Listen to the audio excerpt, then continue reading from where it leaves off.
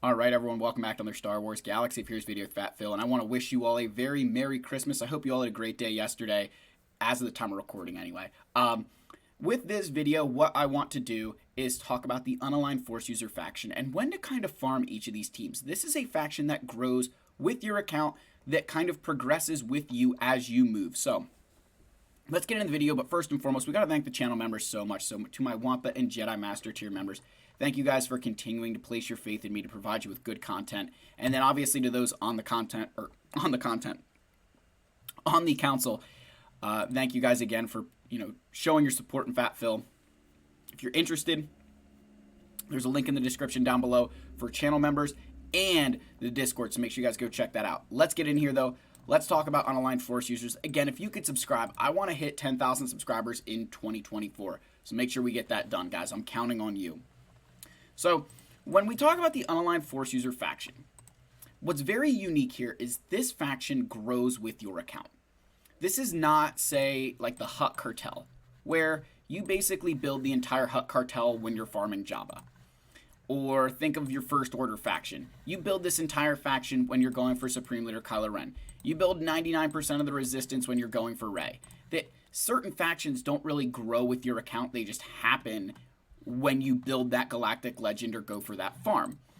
Comparatively to the Unaligned Force users, which actually kind of move with you, that as you're increasing your GP, you start building more and more parts of this faction. So let's start here and let's go to the first character I'd recommend building, and that is Starkiller. In my personal opinion, Starkiller is farmed after your first GL. If you want to be as smart as you can, I think it's after your first GL. You guys will see that in the farming guide. After the first GL, I'd farm Starkiller. This is because I want to get your GL out of the way. GLs are so important. But it's because of how his Rex are so essential to building out some of these other factions. Darth Talon being a plug-and-play Sith is huge. Being able to have her in your back pocket is unbelievably good. Her unique is amazing. While she doesn't have a Sith Empire tag, just the Sith tag means she can go with a variety of teams and be very, very good. Next, you have Dash Rendar, who, again, the Scoundrel tag, the Smuggler tag. The big thing is a leader. Think of some of these Scoundrel characters you're going to be building, and or if you purchased, Lightspeed bundles, right? Dash Rendar is a key part to keeping that faction together. He's the best Scoundrel lead for true Scoundrels, right? That you think of your Hondos and IG-11s and Queel. He's kind of that ideal lead for them. Even Han and Chewie love to be under this guy. It's incredibly important. And he's got an amazing ship that somehow is a rebel, even though he isn't. But, anyway. Next, we got Kyle Katarn, who's a Jedi, Rebel, and Rebel fighter. 3 very, very lucrative tags. What's so good about Kyle is, think about trying to build a Jedi team. Okay, now you have a Relic 5 Kyle Katarn. He'll work there.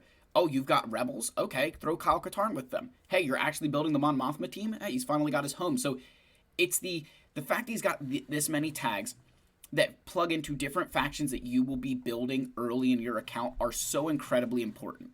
And then finally, Mara Jade. She's an Unaligned Force user herself. She's Empire, and she goes inside of Starkiller's best lineup.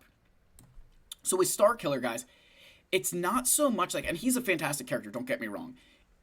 It's not that, like all these other Unaligned Force users, it's that you want to get to Starkiller first because these help build the rest of your account out, and then you kind of get down to the best foursome. The reason that you leave this 5th slot open is we're missing a Jedi tank. And as I've said so many times before, the best 2 options here are Old Ben and Grand Arena, and then Juhani with Omicron and Territory Wars. Those are the best 2 options for that 5th slot. So I do this a lot, and you'll see it in the farming guide as well. When there's options for you here, I leave it blank. I want you need to take a little bit of ownership on your own decisions in your own account. Old Ben, far superior in Grand Arena, and he's a requirement for Jedi Master Luke. Juhani completely revolutionizes this team in Territory Wars with her Omicron and still completes it for Grand Arena. So, both can be very good. So this is the first thing you build. It's not so much that his requirements are cheap in Kyrotex or because they're actually going to take you longer to farm than Dr. Afra's requirements. The thing that lifts Starkiller up over Afra, in my opinion, is that Starkiller's Rex are much easier to fit into a lower level account. Hondo, he's a great solo character, but he can easily be exploited early on if he's not with the right team. I think Asana Staros, she really needs those other rebels to get fully utilized. And then Dr. Aphra herself needs that real good droid team or Darth Vader. And are you really able to take away Darth Vader at a low amount of galactic power from being a solo character? So that's why Dr. Aphra kind of falls a little bit and Starkiller kind of takes that place. I'd also argue again, I know this is an Unaligned Force user video, but it's about Starkiller here. Starkiller is an A tier character without a Datacron. I do not, or is an S tier character without a Datacron. I don't know that Aphra reaches S tier without her Datacron. Just my personal opinion. Now, next is the midish game.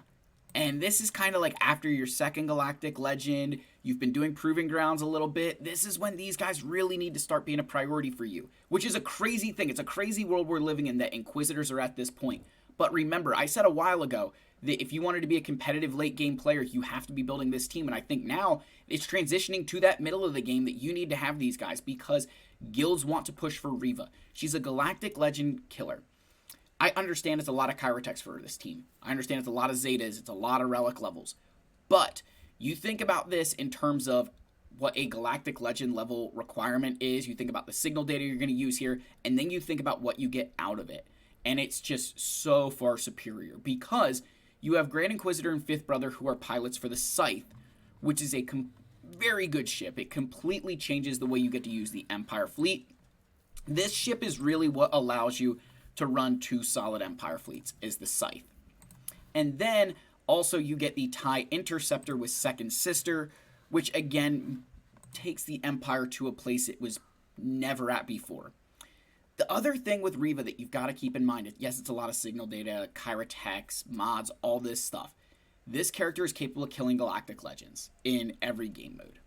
She can beat GLs in every single game mode. So now you've got two GLs, you've got Reva. It just really can change the progress of your account. And this team, to me, is in that middle part of the game where having something like this in your back pocket is huge. And especially because once you farm these characters, you get your Grand Inquisitor, it's just a time sink into Reva, right? It's just being in a guild in a situation where you can get her. And let's say your guild isn't ready for that. You can keep these guys at, Relic 5, right? Get your Grand Inquisitor like Relic 5. You still have a solid Inquisitor team. You can pump resources into other things until your guild's ready to get to Reva.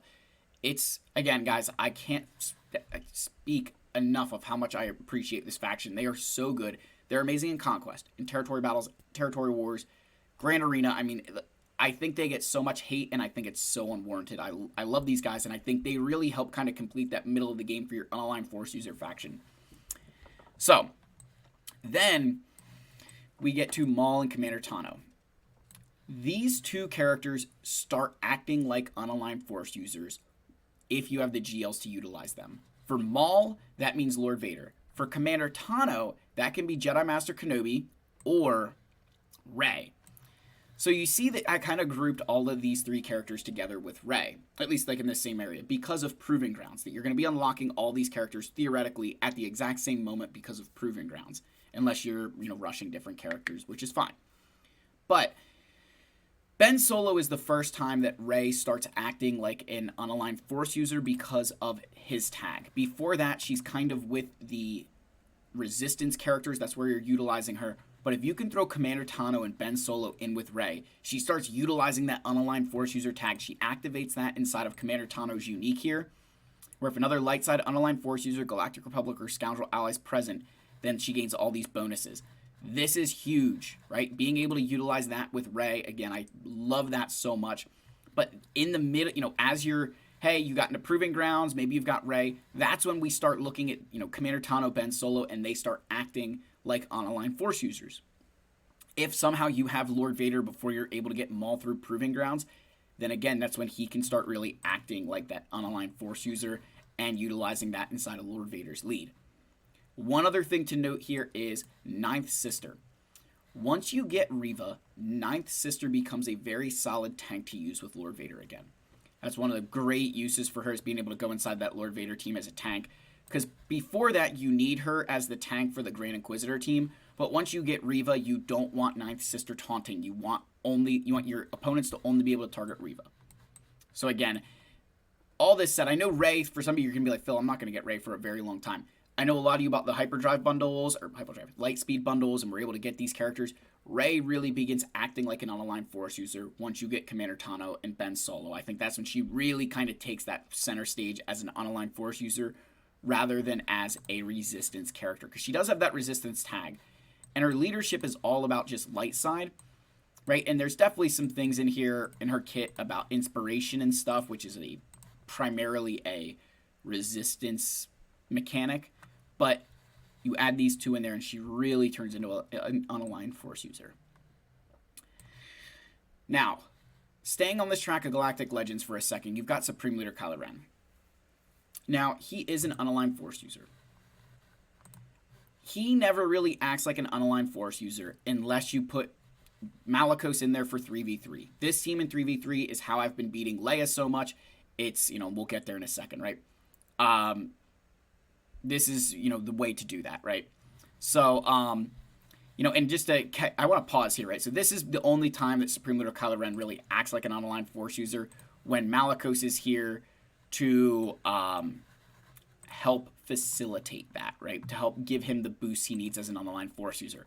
To show you how important that team was, particularly with this current Datacron set, I finished in Kyber 1. I know I'd updated you guys. We finished K1. I went 3-0 this round, finished in Kyber 1. We beat my opponent here, and the reason we beat my opponent is because he placed Malicos on defense, which I wasn't very convinced by, and I was able to get through his Leia. Unfortunately, I couldn't clear his Lord Vader team with Fennec, so I had to use Jedi Master Luke there. My best armor, Mando, got fractured, and that was that. I was willing to take that gamble because if I could do that, then I had a much better chance at clearing his Rey. I had a fear that I wouldn't be able to beat his Rey, and that manifested. I was not able to get through Rey with Starkiller, and I didn't have any cleanups for that. But I gambled on the fact that my opponent wouldn't be able to get through Leia. So what I think my opponent initially tried to do, I would say, I didn't get to see their attack, so I didn't get to kind of watch what happened, but my gut assumption would be they went up top, beat this team, and then they failed against Malgus and Dash.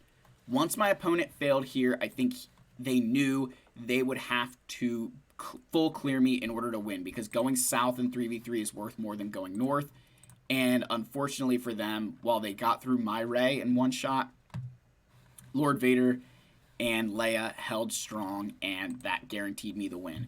And when I look back on this particular season, and I'd even say this, round, 1 through 3 here, what I learned is the importance of being able to counter Leia. When I look at my opponents, a lot of them never got through Leia. Nobody got through Leia this round. Other players have, right? Other players have, but for me, being able to counter Leia was the reason for my success this 3v3 season. Being able to use Terran Malicos that way, getting through Leia was huge. Again, look, just another example here. I think my opponent he did. He failed against Leia too, so being able to beat Leia was huge, and that's when Supreme Leader Kylo Ren in 3v3 kind of acts like an unaligned Force user. It is expensive, right? Let's not pretend that that's not an expensive team, but I think well worth it for the time being. Then you get to later in the game, finally, where you start using this team as your unaligned Force users in 5v5. In 3v3, you'll see players using Seer, Fulcrum, and Cal, right? I think in 5v5, this is kind of the team you'll see most players using. I'm not entirely convinced that I'm going to put Kylo Ren Unmasked here, or if I'm going to put Ninth Sister. I know Kylo Ren Unmasked is better here. I'm well aware of that.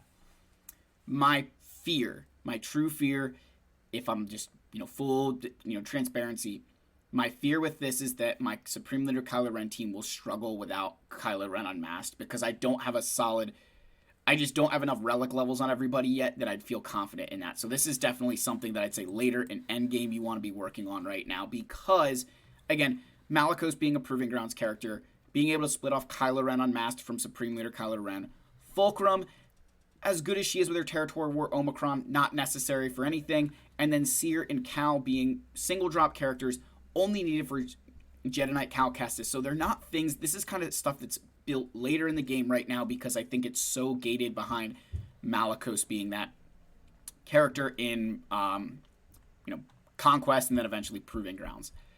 So with all of that said, guys, this is when I think how this faction kind of comes together, that you move from Starkiller to your Inquisitors, and then kind of adding in your Rey, Kylo, Supreme Leader Kylo Ren with their lifter units, if you will, as you progress. And what you're going to notice, if we go back to that faction, like, I didn't cover certain characters like Commander Luke and Jedi Training Rey and OG Kylo, Stick Rey, Asajj Ventress, and even like Second Sister, really, right? Like, they didn't get a whole lot of love, because just because they have the unaligned Force user tag doesn't always mean that they act like it. JTR can definitely act like it with Rey, but not to the extent that some of the other ones do, that she more takes advantage of her resistance tag.